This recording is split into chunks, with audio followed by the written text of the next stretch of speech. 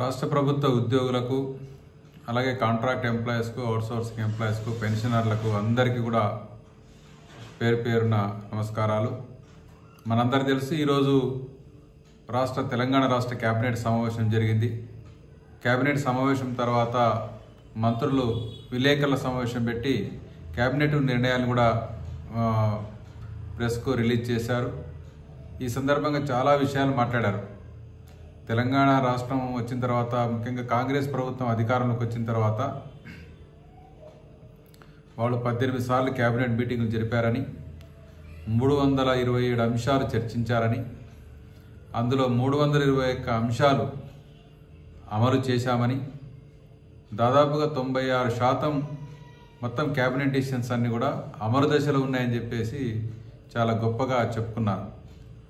ఎందుకంటే రాబోయే కాలం అంతా కూడా స్థానిక సంస్థల ఎన్నికల వాతావరణం వస్తూ ఉంది కాబట్టి ఎన్నికలకు పోతూ ఉన్నారు.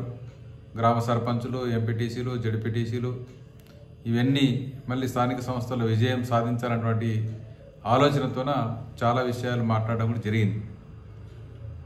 మరి ఈ సందర్భంగా రాష్ట్రంలో ఈ ఎన్నికల నిర్వహణలో కావచ్చు, మీ ప్రభుత్వం యొక్క సంక్షేమ పథకాలను అమలు చేయడంలో కావచ్చు, ప్రజా సేవ విషయంలో కావచ్చు, విద్యా వ్యవస్థ, వైద్య వ్యవస్థ, అట్లాగే రెవెన్యూ, అనేక రకాల డిపార్ట్మెంట్స్లో మొత్తం ఉద్యోగులు కష్టపడి పనిచేయడం వల్లనే ఈరోజు మేము గొప్పగా పథకాలు అమలు చేశామని చెప్పేసి ప్రభుత్వం చెప్పుకుంటా ఉంది. మరి ఆ ఉద్యోగులు ప్రజల్లో భాగం కాదా? ఆ ఉద్యోగులకు మీరు ఇచ్చిన హామీలు అమలు చేసేటువంటి బాధ్యత మీకు లేదా? అమలు చేయాల్సినటువంటి బాధ్యత ఉందని చెప్తూనే మరి కాలయాపన చేస్తూనే ఏ ఒక్క సమస్య పరిష్కారం చేయకుండా ఎందుకు మొత్తం అందరినీ వేధిస్తూ ఉన్నారు, ఇబ్బంది పెడతా ఉన్నారు? ఏ ఒక్క సమస్య పరిష్కారం చేయకుండా కాలయాపన చేస్తున్నారని చెప్పేసి మేము ప్రశ్నిస్తూ ఉన్నాం. ఎందుకంటే 6 లక్షల మంది తెలంగాణ రాష్ట్రంలో ఉద్యోగులు, ఉపాధ్యాయులు ఉన్నారు, పెన్షనర్స్ ఉన్నారు. వీళ్ళ ప్రధాన సమస్య 1/7/2023 నాటికే మొదటి పిఆర్సీ పీరియడ్ కాలపరిధి ముగిసిపోయింది. 2023 జూలై నుంచి ఇప్పటిదాకా మొన్న జూలై 1వ తేదీ నాటికి 2 సంవత్సరాలు గడిచిపోయింది. రెండో పిఆర్సీకి అతిగతి లేని పరిస్థితి. అన్ని ఉద్యోగ సంఘాలు కామన్గా 51% పెరిగిన ధరలకు అనుగుణంగా జీతాలు పెంచాలని చెప్పి డిమాండ్ చేస్తుంటే దాని మీద చర్చ లేని పరిస్థితి మనం చూస్తూ ఉన్నాం. 5 డిఏలు పెండింగ్లో ఉంటే ఒక డిఏ ఇచ్చారు, మళ్ళీ ఇప్పుడు ఒక డిఏ పెరిగింది, మళ్ళీ 5 డిఏలు పెండింగ్లో ఉన్నాయి. ఒక 5 డిఏలు పెండింగ్లో ఉన్నటువంటి పరిస్థితి మనం చూస్తూ ఉన్నాం. కనీసం డిఏలు కూడా ఇవ్వలేని పరిస్థితి తెలంగాణ రాష్ట్రంలో ఉంది. మళ్ళీ ఇంకొక 6 మాసాలు అయితే ఇంకో డిఏ మళ్ళీ యాడ్ అవుతూ ఉంది. కాబట్టి డిఏ సమస్యలు పెండింగ్ రిలీజ్ చేయట్లేదు. 2024 మార్చ్ తర్వాత ఇప్పటి వరకు చాలామంది రిటైర్మెంట్ అయిపోయారు. వందల మంది, వేల మంది ఎంప్లాయీస్ రిటైర్డ్ అయిపోయారు. ఆ రిటైర్డ్ అయినటువంటి ఎంప్లాయీస్కి అందరికీ, పెన్షనర్లకు వాళ్ళకి రావాల్సిన బెనిఫిట్స్ ఇవ్వట్లేదు. ఒక హెడ్ మాస్టర్ ఆత్మహత్య చేసుకున్నాడు, ఒక డిప్యూటీ కలెక్టర్ స్థాయిలో ఉన్నటువంటి వ్యక్తి ఆత్మహత్య చేసుకున్నాడు, రిటైర్డ్ అయినటువంటి ఎంప్లాయీస్. ఎందుకంటే వాళ్ళకి రావాల్సిన డబ్బులు రాలేదు, వాళ్ళ కుటుంబ సమస్యలు పరిష్కారం కాక తీవ్ర ఆర్థిక ఇబ్బందులకు గురైపోయి ఆత్మహత్యలు చేసుకున్నారు. కాబట్టి పెన్షనర్లకు సంబంధించినటువంటి డబ్బులు రాకుండా అనేక ఇబ్బందులు పెడుతున్న పరిస్థితి మనం చూస్తూ ఉన్నాం.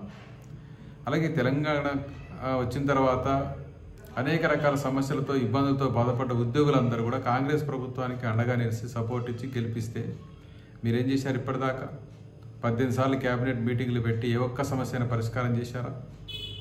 ఉద్యోగులకు, ఉపాధ్యాయులకు, కార్మికులకు, కాంట్రాక్ట్ ఎంప్లాయీస్కు రకరకాల సమస్యలు చాలా ఉన్నాయి. కాబట్టి ఏ ఒక్క సమస్య పరిష్కారం కాలేదు. మూడవది, కాంట్రిబ్యూటరీ పెన్షన్ స్కీమ్ని రద్దు చేసి మేము ఓల్డ్ పెన్షన్ స్కీమ్ తీసుకొని వస్తామని హామీ ఇచ్చారు. ఈరోజు వరకు దాన్ని ఊసేయలేదు, దాని గురించి చర్చనే లేదు. లక్షల మంది ఉద్యోగస్తులు సిపిఎస్ కింద ప్రతి నెల జీతంలో 10% కట్ చేసుకొని 1000 కోట్లు జమ చేస్తుంటే ఆ డబ్బులు ఎక్కడున్నాయి? వాటి గ్యారంటీ ఏమిటి? ఇది లేని పరిస్థితి మనం చూస్తున్నాం. కాబట్టి ఓల్డ్ పెన్షన్ స్కీమ్ని అమలు చేయాల్సిన బాధ్యత కాంగ్రెస్ ప్రభుత్వం ఉంది, దాని గురించి మాట్లాడే పరిస్థితి లేదు. రెండవది, కాంట్రాక్ట్ అవుట్సోర్సింగ్ ఎంప్లాయీస్ సుమారు 2 లక్షల మంది పనిచేస్తున్నారు. వాళ్ళందరికీ సంబంధించిన ఉద్యోగ భద్రత కానీ, నెల నెల జీతాలు కానీ, సర్వీస్ కండిషన్స్ కానీ ఏవీ లేకుండా అనేక రకాల ఇబ్బందులు పెడతా ఉన్నారు. ఏమంటే మళ్ళీ ఇప్పుడు క్యాబినెట్ సబ్ కమిటీ వేశారు. పిఆర్సీ మీద క్యాబినెట్ సబ్ కమిటీ, 370 జియో మీద క్యాబినెట్ సబ్ కమిటీ. ఏదైనా సమస్యలు ముందుకొచ్చి ఆందోళన చేస్తూ ఉంటే వాటి మీద సబ్ కమిటీ వేయటం, చేతులు దులిపేసుకోవడం. ఆ మంత్రివర్గ ఉపసంఘాలు వేసినటువంటి ఇప్పటికీ ఏ ఒక్క సమస్య పరిష్కారం కాలే. మళ్ళీ ఇప్పుడు కాంట్రాక్ట్ అవుట్సోర్స్ ఎంప్లాయీస్ మీద ఒక కమిటీ వేసి దాని మీద విధి విధానాలు తీసుకొని వచ్చి ముందుకు తీసుకొని పోవాలని చెప్పి ప్రయత్నం చేస్తున్నారు. చాలామంది ఇప్పుడు తొలగిస్తున్నారు, కంటిన్యూయేషన్ ఇవ్వడం లేదు. మెడికల్ డిపార్ట్మెంట్లో చాలా తీవ్రమైన సమస్య ముందుకు వస్తూ ఉంది. మరి సబ్ కమిటీలు వేసి ఆ కమిటీలు వేసి ఈ కమిటీలు వేసి కాలయాపన తప్పిస్తే ఏ ఒక్క సమస్య పరిష్కారం కావడం లేదు ఈరోజు. కాబట్టి కాంట్రాక్ట్ అవుట్సోర్సింగ్ ఎంప్లాయీస్ రెగ్యులరైజేషన్ పక్కకు పోయింది. అలాగే ఖాళీ పోస్టుల భర్తీ 54,000 పోస్టులు మేము భర్తీ చేశామని చెప్తా ఉన్నారు. ఇప్పటికీ మీరు ఇచ్చిన హామీ ప్రకారంగా మొదటి సంవత్సరంలోనే 2 లక్షల పోస్టులు భర్తీ చేయాలి. చాలా ఖాళీ పోస్టులు పెండింగ్లో ఉన్నాయి, అవన్నీ భర్తీ చేయడానికి కాలయాపన చేస్తున్నారు. మెడికల్ డిపార్ట్మెంట్లో 6,300 పోస్టులు నోటిఫికేషన్లు ఇచ్చారు, మరి రాత పరీక్షలు రాయించారు, అయిపోయింది. మళ్ళీ ఇప్పటిదాకా ఎందుకు భర్తీ చేయరు? ల్యాబ్ టెక్నీషియన్లు, నర్సింగ్ ఆఫీసర్స్, ఏఎన్ఎంస్, ఫార్మాసిస్టులు, అట్లాగే ఇతరత్ర మెడికల్ ఆఫీసర్లు, అనేక రకాల పోస్టులన్నీ కూడా పెండింగ్లో ఉన్నటువంటి పరిస్థితి సందర్భంగా మనం చూస్తూ ఉన్నాం. వాటి రిక్రూట్మెంట్ గురించి క్యాబినెట్లో చర్చ లేదు. అంటే పిఆర్సీ లేదు, డిఏ లేదు, కాంట్రిబ్యూటరీ పెన్షన్ స్కీమ్ గురించి చర్చ లేదు, పెన్షనర్ల సమస్యలు బిల్లుల గురించి చర్చ లేదు. ప్రతి నెల మేము డబ్బులు ఇస్తామని చెప్పేసి మీరు చెప్పారు, ప్రతి నెలకు మేము రిలీజ్ చేస్తామని చెప్పారు. ఏమైంది? ప్రతి నెల 1,100 కోట్లు 700 కోట్లు అట్లా ఇస్తామని చెప్పుకుంటూ వచ్చారు. ఏది గ్యారెంటీ లేని పరిస్థితి మనం చూస్తూ ఉన్నాం. కాబట్టి ఉద్యోగుల యొక్క సమస్యల పట్ల చిన్నచూపు అనేటువంటిది కాంగ్రెస్ ప్రభుత్వానికి సరైనది కాదని చెప్పి సందర్భంగా మేము చెప్పదలుచుకున్నాం. రెండో అంశం ఏంటంటే వైద్య ఆరోగ్య శాఖలో కూడా చాలామంది ఇబ్బందులు పడుతూ ఉన్నారు. మొత్తం రాష్ట్ర ప్రభుత్వ ఉద్యోగులు, పెన్షనర్లు, టీచర్స్ కూడా ఇబ్బంది పడుతున్నారు. ప్రధాన సమస్య హెల్త్ కార్డుల సమస్య ఉంది, పరిష్కారం కాలేదు ఇప్పటి వరకు. అదే సందర్భంలో ఈరోజు చూస్తూ ఉన్నాం, హెల్త్ డిపార్ట్మెంట్లో మరి 317 జీవో మొత్తం అన్ని డిపార్ట్మెంట్లో ఉంది, హెల్త్ డిపార్ట్మెంట్లో ఇంకా తీవ్రంగా ఉంది. 317 జీవో బాధితుల సమస్య నేటికి పూర్తి స్థాయిలో పరిష్కారం కాలేదు. 142 జీవో తీసుకుని వచ్చి రేషనలైజేషన్ ఇస్తామన్నారు, అది పరిష్కారం కాలేదు. రెండవది వైద్య విధాన పరిషత్ని అటానమస్ రద్దు చేసి డిపార్ట్మెంట్లో మెర్జ్ చేయాలని చెప్పి డిమాండ్ చేస్తే అది నిర్దిష్టంగా పరిష్కారం కాలేదు. అలాగే ఇప్పుడు హెల్త్ నర్సింగ్ డైరెక్టరేట్ అని చెప్పారు, అది కూడా ఏం ఆచరణకు క్యాబినెట్లో తీర్మానమైంది, ఆచరణకు నోచుకోలేదు. వీటితో పాటుగా నేషనల్ హెల్త్ మిషన్లో పనిచేసే ఉద్యోగులకు భద్రత లేదు, జీతభత్యాలు లేవు. ఆరోగ్య మిత్రాలకు మీరు ప్రభుత్వం హామీ ఇచ్చింది, జీతాలు పెంచుతామని చెప్పారు, క్యాడర్ చేంజ్ చేస్తామని, దాని గురించి ప్రస్తావన లేదు. అలాగే 104 ఎంప్లాయీస్ని దాదాపు 1094 మంది ఉన్నారు, వాళ్ళని కూడా మేము వేరే డిపార్ట్మెంట్లో మెర్జ్ చేస్తాం, వేరే విభాగంలో మెర్జ్ చేస్తాం, డిఎంఈలో, వివి, తెలంగాణ వైద్య విధాన పరిస్థితులు అని చెప్పారు, దానికి సంబంధించిన చర్యలు తీసుకోవడం లేదు. ఇట్లా చెప్పుకుంటూ పోతే హెల్త్ డిపార్ట్మెంట్లోనే కోకొల్లాలనే సమస్యలు ఉన్నాయి, అన్ని డిపార్ట్మెంట్లో ఉన్న పరిస్థితులు మనం చూస్తూ ఉన్నాం. మరి వీటికి సంబంధించినటువంటి ఏంటి పరిష్కారం? ప్రభుత్వం చేయదలుచుకున్నదా, చేయదలుచుకోలేదా, ఏం చేయదలుచుకున్నారు మీరు? ఉద్యోగులను మభ్యపెట్టడం కోసం కమిటీలు వేసి కాలయాపన చేయడం తప్ప కనీసం నెల జీతాలు ఇచ్చే పరిస్థితి లేదు. హాస్పిటల్లో పనిచేసే 4వ తరగతి సిబ్బందికి సంబంధించి గత 3 నుంచి 7 మాసాల వరకు పెండింగ్లో ఉన్న పరిస్థితి మనం చూస్తున్నాం. వాళ్ళకు కనీసం 10-15 వేల రూపాయలు కూడా మీరు నెలలకు ఇచ్చే పరిస్థితి లేకపోతే మరి వేల కోట్ల రూపాయలు ఏం చేస్తున్నారు, ఎవరు ఖర్చు పెడుతున్నారు అనేటువంటిది ఈ సందర్భంగా మేము ప్రశ్నించదలుచుకున్నాం ప్రభుత్వాన్ని. కాబట్టి ఈ డిపార్ట్మెంట్తో పాటు చాలామంది క్యాడర్ ఇబ్బంది పడుతున్నారు. ఈరోజు ఏఎన్ఎంలు ఉన్నారు, కాంట్రాక్ట్ ఏఎన్ఎంలు, సెకండ్ ఏఎన్ఎంలు, ఈసీ ఏఎన్ఎంలు, అర్బన్ హెల్త్ సెంటర్ ఏఎన్ఎంలు, వీళ్ళకి జీతాలే లేవు, కంటిన్యూషన్ లేవు, కొందరికి జీతాలు లేవు, అనేక రకాల ఇబ్బంది పడుతున్నారు. అందరూ కూడా నెల జీతాలకు అడుక్కోవాల్సినటువంటి దుస్థితి ఇప్పుడు ఈ ప్రభుత్వంలో ఉన్నటువంటి స్థితిని మనం ఈ సందర్భంగా చూస్తున్నాం. అందుకే ఈ సమస్యలకు ఏం పరిష్కారం లేదా? మీరు క్యాబినెట్లో ఎన్ని పెట్టుకుంటే ఉంది, ఎన్ని వందల సమస్యలు చర్చిస్తే లాభమే ఉంది, మీరు ఎంత శాతం పరిష్కారం చేస్తే చెప్తే ఏంటి ప్రయోజనం ఉంది?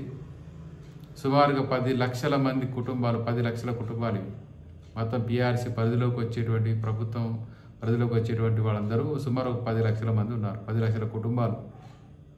ఇవి కాకుండా నిరుద్యోగులు కొన్ని లక్షల కుటుంబాలు ఉన్నాయి, ఉద్యోగాలు ఇంకా ఖాళీ పోస్టులు భర్తీ కాక ఎదురు చూస్తున్నటువంటి వాళ్ళు. వీళ్ళ సమస్యలు చర్చించాలి కదా.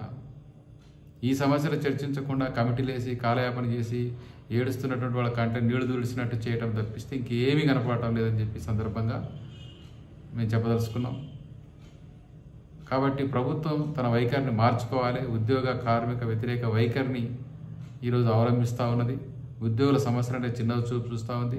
ఉద్యోగ సంఘాలు కూడా, ప్రధాన ఉద్యోగ సంఘాలు కూడా పోరుబాటు అని చెప్పేసి ముందుకు కదిలి మళ్ళీ వెనకడుగు వేసుకోవడం, ప్రభుత్వానికి ఏదో అల్టిమేటం ఇవ్వటం, ఆ రకంగా మళ్ళీ వెనక్కు అడుగు వేయటం, దీనివల్ల ఉద్యోగుల్లో కూడా ఒక రకమైన నైరాశ్యం, నిస్పృహ ఉన్నటువంటి పరిస్థితి ఉంది.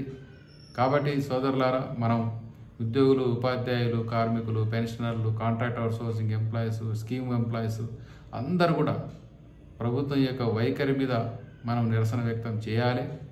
ప్రభుత్వం కూడా స్పందించి ఈ సమస్యల పరిష్కారం చేయాలి. గతంలో ముఖ్యమంత్రి గారు మాట్లాడిన మాటలకే ఆయన కట్టుబడి ఉన్నాడు. డబ్బులు లేవు కాబట్టి ఏం చేస్తారో చేసుకోపోండి, కోసుక తింటారని అంటున్నాడు. 18,500 కోట్ల రూపాయలకు నెలకు మాకు వస్తుంది. మరి దాంట్లో మేము ఎవరికి ఖర్చు పెట్టాలి? మీకు పెట్టాలన్నా, సంక్షేమ పథకాలు ఇవ్వాలని చెప్పేసి, సంక్షేమ పథకాలు అంటే ప్రజలకు మనకు తగాద పెట్టే కార్యక్రమం చేస్తూ ఉన్నాడు, కొట్లాట పెట్టే కార్యక్రమం చేస్తూ ఉన్నాడు. ఉద్యోగులు అంటే ఏదో మొత్తం ప్రభుత్వ సొమ్ముని అప్పనంగా తినేవాళ్ళని చెప్పేసే పద్ధతులు ప్రచారం చేస్తుంది కాంగ్రెస్ ప్రభుత్వం. దీని వైఖరి సరైనది కాదు. ఈరోజు ఉద్యోగులు ఎంతో కష్టపడి సర్వీస్ చేస్తూ ఉన్నారు. వాళ్ళందరూ లక్షల మంది సర్వీస్ చేస్తున్నారు కాబట్టే ఈ ప్రభుత్వం మనుగడ ఉంది, ప్రభుత్వ స్కీములు అమలవుతున్నాయి అనేటువంటి విషయాన్ని కూడా అర్థం చేసుకోవాలి. కాబట్టి తక్షణమే ప్రభుత్వం తన వైఖరి మార్చుకోవాలి. ఈ కేబినెట్ సమావేశాల్లో మళ్ళీ 25 కేబినెట్ అంటున్నారు కాబట్టి మొత్తం వచ్చే కేబినెట్ నాటికి పీఆర్సీని ఆమోదించాలి. మొత్తం అందరికీ జీతభత్యాలు పెంచాలి. ఆ రకమైన సమస్యలు, పెండింగ్ సమస్యలన్నీ పరిష్కారం చేయాలని సందర్భంగా నేను ప్రభుత్వాన్ని సిఐటి తరఫున, Telangana United medical and health employees తరఫున రాష్ట్ర గౌరవాధ్యక్షునిగా నేను విజ్ఞప్తి చేస్తున్నాను.